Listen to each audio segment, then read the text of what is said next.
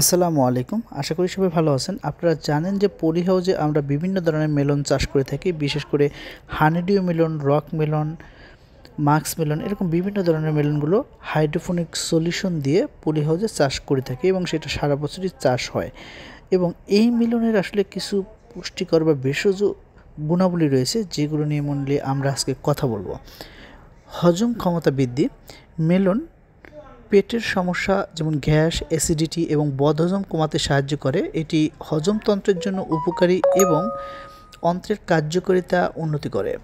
ত্বক সুরক্ষার ক্ষেত্রে মেলনে প্রচুর পরিমাণে জল এবং ভিটামিন সি রয়েছে যা ত্বককে সতেজ রাখে এবং বলিরেখা দূর করতে সাহায্য করে। এটি ত্বককে মসৃণ এবং উজ্জ্বল করতে সাহায্য করে। পানি সরবরাহ।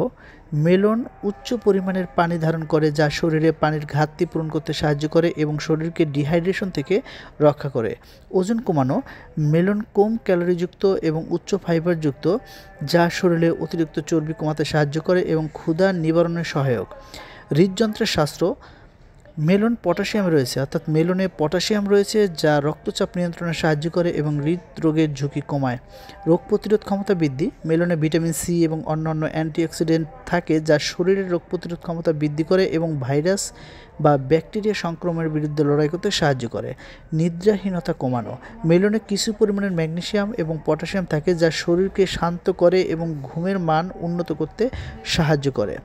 তাই বলা চলে যে মেলন খাওয়ার মাধ্যমে বিভিন্ন স্বাস্থ্যর উপকারিতা পাওয়া যায়, তবে অতিরিক্ত পরিমাণে না খাওয়াই ভালো। তারপরেও বাংলাদেশে এই মেলন চাষ হচ্ছে এবং ওয়াটারমেলন তো সবসময় এখন পাওয়া যায়।